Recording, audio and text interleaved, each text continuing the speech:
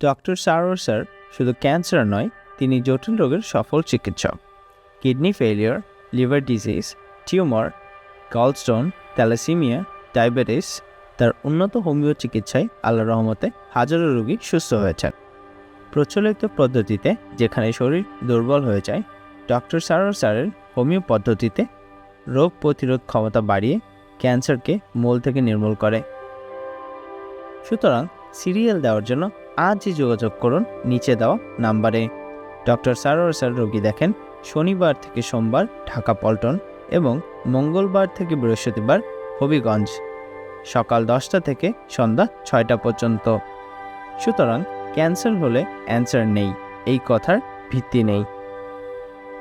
সবাই ভালো থাকবেন। আল্লাহ হাফেজ।